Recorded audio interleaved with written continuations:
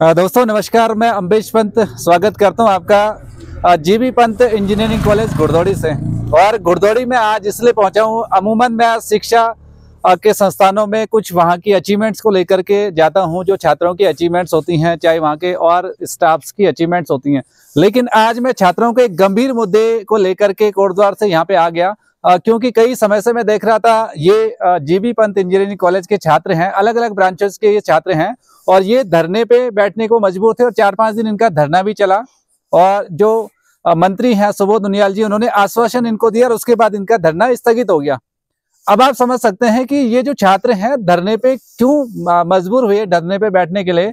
ये इंजीनियरिंग के छात्र हैं, पढ़ाई करके इन्होंने एग्जाम क्वालिफाई किया होता है और उसके बाद अगर इनको धरने पे बैठना पड़ रहा है तो आप समझ सकते हैं कि हम लोग देश को किस दिशा में लेकर के जा रहे हैं। क्या है मामला, इन्हीं से मैं जान लूंगा कि क्यों ये धरने पे बैठने के लिए मजबूर थे। ये सक्सेसफुल इंजीनियर इनको बनना है, लेकिन आज ये खुद मजबूर हैं धरने पे बैठने के लिए। सबसे पहले आपका शुभ नाम मैं जानना चाहूंगा। जी, मेरा नाम उत्कर्ष दुबे है। मैं अंतिम वर्ष का छात्र हूँ जी, बीटेक सीएसई में। आप मुझे ये बताओ कि आपका धरना चला यहाँ पे 4-5 दिन, मैंने देखा उस वीडियोस को, और मैं यहाँ पे आया क्योंकि छात्रों के हित की जहाँ पे बात आती है तो मैं हर जगह जाता हूँ। और आप मुझे बताओ कि क्या मांग है आपकी जिसको पूरा नहीं किया गया और आप फिर से मजबूर हो रहे हैं धरना करने के लिए। साहब, ये अवगत हो कि बीते 7 तारीख को हमारे संस्थान में अचानक से यूटीयू का एक आदेश आता है कि आप लोगों की जो संस्थान की स्वाधीनता है वो आपसे छीन ली गई है, रद्द कर दी गई है, जिसके अनुसार फिर यहाँ पे जो परीक्षाएं, अंतिम परीक्षाएं होनी है वो जनवरी माह में करवाई जाएंगी। आपको मैं बता दूं, हमारा जो संस्थान है अति दुर्गम क्षेत्र में आता है और यहाँ इतनी ज्यादा ओलावृष्टि व ठंड होती है कि बच्चों का यहाँ जनवरी में रहना मुश्किल है, यहाँ पे संभव नहीं है। तो उस स्थिति में यूटीयू ने ये सारणी निकाली कि आप जनवरी माह में यहाँ परीक्षा देंगे, जो कि असंभव है। किसी के लिए भी यहाँ पे जनवरी माह में रहना बहुत मुश्किल है। जबकि हमारे संस्थान ने जो सारणी निकाली थी उसके हिसाब से पिछले 32 सालों से पेपर यहाँ पे 15 दिसंबर से हो जाते हैं, दिसंबर माह में संपन्न हो जाते हैं। और उसके साथ साथ यहाँ अचानक से स्वाधीनता छीन ली गई, जिसके चलते एनबीए का एक्रीडेशन, जो हमारे लिए बड़ा महत्वपूर्ण होता है जब हम प्लेसमेंट लेने जाते हैं, तो उस समय हमारे लिए एनबीए का एक्रीडेशन जो होता है वो भी यूटीयू की जो स्वाधीनता इन्होंने रद्द कर दी उसके साथ चला गया। तो हमारी नौकरी के लिए भी खतरा है। और दूसरा, हमारे जो ऑटोनॉमी संस्थान को मिली हुई थी, हमें उस पर कोई भी संदेह नहीं था, किसी प्रकार की अनियमितता यहाँ पर नहीं हो रही थी। और दूसरी चीज, यहाँ पे जनवरी माह में बच्चे रहेंगे कैसे, क्योंकि यहाँ पे पावर कट हो जाता है। दूसरी बात, यहाँ का निकटतम चिकित्सालय जो है वो यहाँ से 11 किलोमीटर दूर है। अभी भी आप देखेंगे बच्चे यहाँ से 11-11 किलोमीटर दूर, यहाँ पे एम्बुलेंस के 10-10 चक्कर रोज लग रहे हैं, क्योंकि बच्चे यहाँ रहने के आदी नहीं है। ठंड में इतना माइनस में टेम्परेचर जाएगा, बच्चे रहेंगे कैसे। इसलिए हमारी मांग ये है कि जो हमारे कॉलेज की स्वाधीनता है वो उसे वापस दी जाए, क्योंकि उसमें कोई अनियमितता नहीं थी। तथा हमारे जो परीक्षाएं, अंतिम परीक्षाएं हैं, वो अब फरवरी माह में कराई जाए, क्योंकि हम यहाँ रहने योग्य, हम यहाँ पे हम सिग्नेचर नहीं कर सकते, हम परीक्षा कैसे लिखेंगे जनवरी माह में। जी, आपकी 2 मुख्य मांगे हैं, या तो आपकी जो परीक्षा है वो दिसंबर माह में संपन्न करा दी जानी चाहिए थी, या अब जनवरी को छोड़ करके फरवरी में कराई जानी चाहिए। जी, हमारी फरवरी में कराई जाए, क्योंकि दिसंबर में अब कोई मतलब बनता नहीं है, 5 दिन शेष रह गए हैं। और पिछले 32 सालों से यहाँ पे दिसंबर माह में परीक्षा संपन्न करवा दी जाती थी। अचानक से ऐसा आदेश क्यों लगाया गया, अचानक से ऐसी तानाशाही क्यों लाई यूटीयू। कोई अनियमितता जब नहीं है तब क्या मतलब बनता है इन सब चीजों का। बच्चे यहाँ परेशान है, आप सबका अपना तंत्र है, कोई दिक्कत नहीं है, पर बच्चों को क्यों परेशान कर रहे हैं। हमारा एनबीए का एक्रीडेशन छीन लिया गया है जब से यूटीयू आई है। साहब, आप थोड़ा सा मुझे बताएं, जो एनबीए का एक्रीडेशन आप कह रहे हैं, और उसमें क्या बेनिफिट छात्रों को होते थे और अब क्या नहीं होंगे। उसमें जो बड़ी बड़ी प्लेसमेंट्स आती हैं हमारे कॉलेज में, बड़ी बड़ी बहुराष्ट्रीय कंपनियां जो हैं, उनकी प्लेसमेंट हमारे कॉलेज में आती थी एनबीए की वजह से। एक नेशनल बोर्ड ऑफ एक्रीडेशन होता है जो जिसकी अगर मान्यता किसी संस्थान को मिल जाए तो वहाँ पर बड़ी कंपनियां अट्रैक्ट हो जाती हैं। वहां से बच्चों को सीधी उनकी प्लेसमेंट ली जाती है, उन्हें इंडस्ट्रियल ट्रेनिंग दी जाती है तथा उन्हें अच्छे पैकेज पे फिर चयनित किया जाता है। आप मुझे बताएं, जब आपका धरना चला था उसके बाद मंत्री जी से आपकी बात हुई, जो सुबोध उनियाल जी हैं, टेक्निकल एजुकेशन के जो मिनिस्टर हैं, उन्होंने क्या आश्वासन आपको दिया था और क्या वो आश्वासन पे वो काम कर पाए। माननीय मंत्री जी ने हमें आश्वासन दिया कि बच्चों, तुम्हारी मांग बिल्कुल ठीक है, हम इस पर पूरी कार्रवाई करेंगे और तुम्हें अच्छा इस पर रिस्पांस मिलेगा। पर अभी 5 दिन हो गए, माननीय मंत्री जी के पास से भी कोई हमारा ऐसा आदेश नहीं आया जिससे बच्चे यहाँ पे शांतिपूर्वक अपना सब बैठ पाए कि हाँ हमारी परीक्षाएं होनी है, पर मांग की पूरी हुई हो। ऐसा मंत्री जी की तरफ से आश्वासन था, पर अब तक कुछ नहीं हुआ। जी, तो कोई पत्राचार उसके बाद आपके द्वारा दोबारा किया गया? अभी तक कोई पत्राचार नहीं दिया गया है, क्योंकि हमें अभी भी विश्वास है कि माननीय मंत्री जी हमारी मांग पूरी करेंगे। हमें अभी भी लगता है अगर यदि ऐसा नहीं होता है तो बच्चे फिर यहाँ पे भूख हड़ताल पे दोबारा बैठ जाएंगे। तो आपकी जो मांग है अभी एग्जाम को लेकर के, और एनबीए का जो आप बता रहे हैं, हमारी जो कॉलेज की स्वाधीनता है, वह दूसरी चीज हमारा जो एग्जाम का शेड्यूल है, हमारी सारणी है, कॉलेज के हिसाब से कराए जाए, क्योंकि ये जनवरी माह में संभव नहीं है। जी। तो इस तरह से इन लोगों की जो मांगे थी, और अगर मंत्री कहते हैं कि जायज मांग है तो आपको उस पर काम भी करना चाहिए। ये छात्र देश का भविष्य है, यहाँ से सफल इंजीनियर इनको बनना था। लेकिन अगर एक इंजीनियर का भविष्य बनने से पहले ही अगर उसके साथ में इस तरीके का संकट आ जाता है, और जैसे इन्होंने बताया कि एनबीए की एक्रेडिटेशन इनसे छीन ली गई है, यानी एक तरफ हम कहते हैं कि हम कैंपस से प्लेसमेंट देंगे, और जब आप उस प्लेसमेंट की एलिजिबिलिटी इनसे खत्म कर देंगे तो आप प्लेसमेंट कैसे देंगे। तो ये बहुत बड़ा सवाल है देश की एजुकेशन के लिए, और ये बच्चे देश के अलग अलग राज्यों से यहाँ पे पढ़ाई करने के लिए आते हैं, तो ये बहुत बड़ा सवाल है। और मैं सुबोध उनियाल से व्यक्तिगत निवेदन करूंगा कि अगर इन लोगों की मांग को आपने जायज ठहराया है, और ये इनको अपनी किताबों में व्यस्त होना था, लेकिन ये सड़कों में है, तो अगर देश का जो फ्यूचर इंजीनियर धरने पे मजबूर होगा, सड़कों पे मजबूर होगा, तो फिर देश कैसे चलेगा। तो अगर इनकी मांग को पूरा नहीं किया गया तो मैं भी व्यक्तिगत तौर पे इनके साथ में धरने पर बैठने के लिए तैयार रहूंगा, और मंत्री के घर पे ही बैठने के लिए तैयार रहूंगा। आप मुझे बताइए कि इसमें जो सबसे बड़ा फॉल्ट आपको लग रहा है, या किसकी तरफ से ढिलाई इसमें लग रही है, आप मुझे जरा वो बताएं। सर, ये सचिव साहब ने आदेश निकाला है, मुझे नहीं पता कि क्या कारण रहा होगा, क्योंकि हमारे कॉलेज में कोई अनियमितता नहीं थी जी। तो हमें लगता नहीं है कि संदेह करने का कोई विषय है जी। हमारी परीक्षाएं होनी थी 15 तारीख से, हम उसके लिए तैयारी कर रहे थे, बच्चे यहाँ तैयारी कर दी थी उन्होंने, और 1 तारीख को, क्योंकि बच्चे दूर दराज क्षेत्रों से आते हैं, दूसरे राज्यों से आते हैं, हमारा टिकट हम लोगों ने कर दी थी, तो हमारा तो बड़ा नुकसान हुआ है सर इसमें। और बाकी हमें समझ में नहीं आ रहा। यहाँ पे सचिव आपके अभी रंजीत सिन्हा देखने संभवतः।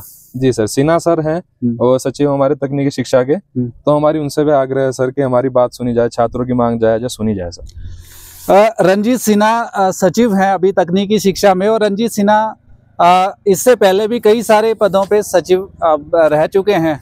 सिन्हा जी इस बात को बहुत बखूबी समझ जाना चाहिए सिन्हा जी को, क्योंकि वो भी एक आईएएस की परीक्षा को पास करके आए हैं। तो पढ़ाई करने वाले छात्रों की मानसिक स्थिति आपको अच्छे से भली भांति उससे आप परिचित हैं। और सिन्हा जी, अगर आपको लगता है कि आपकी मैं तानाशाही इसे कहूँगा कि आप इस से इन बच्चों का भविष्य अगर अधर में लटकता है, तो कहीं ना कहीं ये खराब है, प्रदेश के लिए भी खराब होगा। तो मेरा आपसे व्यक्तिगत और विनम्र निवेदन है कि आप इनकी समस्याओं को समझते हुए जो आपके थोपे हुए आदेश हैं आप उनको निरस्त करेंगे और इनके हित में कार्य करेंगे। और कुछ छात्र हैं मेरे साथ में, आप भी हैं संभवतः। क्या नाम है आपका? सर मेरा नाम कैलाश है जी, और मैं बीटेक फाइनल ईयर का स्टूडेंट हूँ। सर हम मंत्री जी से मिलने गए थे 18 तारीख के पास, हम उनसे रिसीविंग भी लेके आए थे। अच्छा। उनके ग्रेड डिलीवरी में साइन हो रखे हैं यहाँ पे। उन्होंने हमें आश्वासन दिया कि जल्द ही आपके हित में आपका कार्य हो जाएगा जी। लेकिन ऐसा कुछ भी नहीं हुआ अभी तक। कल रात की बात की जाए, कल 5 बजे लाइट चली गई थी, सामने इस हॉस्टल में रहता हूँ मैं, यहाँ से कल शाम को 5 बजे लाइट चली गई थी और वो सुबह 10 बजे वो लाइट आई है। रात भर हम ऐसी परेशान रहे वहाँ पे, खाना मैस पूरा लाइट कट आउट था वहाँ पे, लाइट नहीं। अभी से कल मौसम जरा सा खराब था जिस वजह से यहाँ पावर एकदम कट हो गया है। अभी जनवरी आई भी नहीं है, टेम्परेचर और नीचे जाएगा अभी, तो यहाँ पे 4-4 दिन 5-5 दिन पावर कट रहता है यहाँ पे। कल अगर हम कॉलेज का एम्बुलेंस रिकॉर्ड उठा के देखते हैं, कल मौसम जरा सा बंद था, हमारी एम्बुलेंस कॉलेज की 8 बार बच्चों को लेके पौड़ी गई है। तो अभी सिर्फ एक छोटे से टेम्परेचर हल्का सा डाउन हुआ था, कल धूप नहीं आई थी, 8 बार उसने चक्कर काटे एक एम्बुलेंस ने।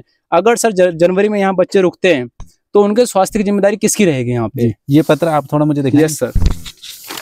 हाँ, इसमें ये जो पत्र लिखा है इनके द्वारा उत्तराखंड तकनीकी शिक्षा सचिव के आदेश संख्या, जो भी इसमें आदेश संख्या है, इसमें इनके द्वारा सेमेस्टर परीक्षाओं की जो तिथि घोषित की गई, इसको ये बदलवाना चाहते हैं। तो ये बहुत बड़ा निर्णय नहीं होगा और एक झटके में इसे बदला जाना चाहिए, क्योंकि ये वो छात्र नहीं है जिनको अपनी राजनीति को चमकाना होता है या उसके लिए धरना प्रदर्शन करें।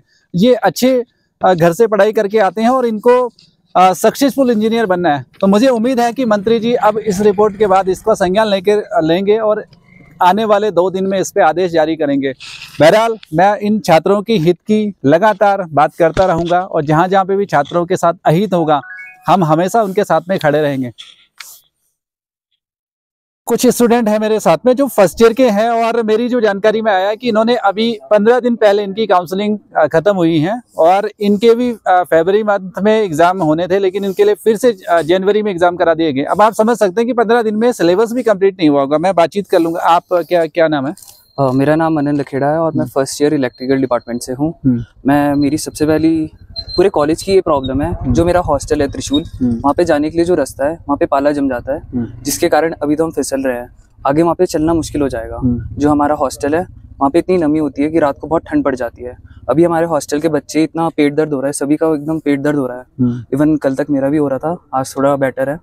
और जो एम्बुलेंस है, मैं एम्बुलेंस में ये बताना चाहता हूँ, एम्बुलेंस में एक बारी में एक बच्चा जा सकता है।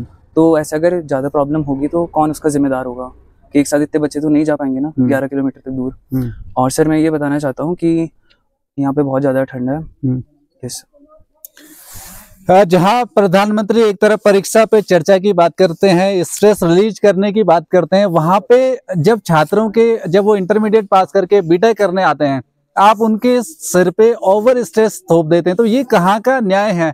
क्या प्रधानमंत्री जी ये बात नहीं समझते कि जब ये इंजीनियरिंग करने यहाँ पे आ गए हैं, तो क्या आपके जो सचिव हैं या जो आपका ब्यूरोक्रेसी है, क्या इतनी समझ उनको नहीं है कि स्टूडेंट्स की जो मनोदशा है उससे कैसे निपटा जाए? कुछ और भी हैं, गर्ल्स हैं मेरे साथ में, मैं इनसे भी बातचीत कर लेता हूँ। क्या नाम है आपका? मेरा नाम अक्षता सेमवाल है और मैं बीटेक फर्स्ट ईयर इलेक्ट्रिकल से हूँ।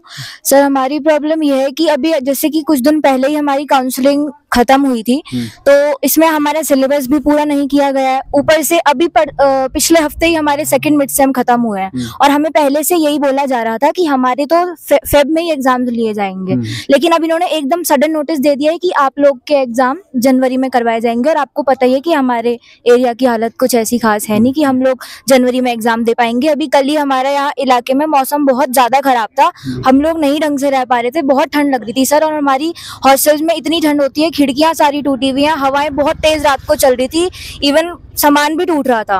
तो परिस्थितियां कुछ ऐसी नहीं है सर कि हम लोग यहाँ पे जनवरी में रुक के एग्जाम दे पाए। तो हमारी इतनी मांग है कि हमें जनवरी में घर जाने दिया जाए और फरवरी के माह में हमारे एग्जाम्स करवाए जाए। कहाँ से बिलोंग करती हैं आप? सर मैं ऋषिकेश से हूँ। अच्छा। और हमारे कुछ हम बैचमेट्स ऐसे भी हैं कि जो समतल इलाके से आते हैं और उन लोग को इस मौसम की आदत नहीं है, उन लोग की तबीयत बहुत ज्यादा बिगड़ रही है सर, और डेली बेसिस पे बिगड़ रही है। तो इस अगर किसी को कुछ हो जाता है तो इस चीज का जिम्मेदार कौन होगा फिर? इनका ये कहना है कि अगर मानसिक स्थिति और खराब होती है, क्योंकि एग्जामिनेशन के लिए बहुत एक माइंड प्रिपरेशन सही होना बहुत ज़रूरी है, लेकिन अगर बच्चे प्रिपेयर नहीं तो क्या दिक्कत है 1 महीना इनके एग्ज़ाम को पोस्टपोन कर दिया जाए, बहुत बड़ी बात नहीं हो जाती।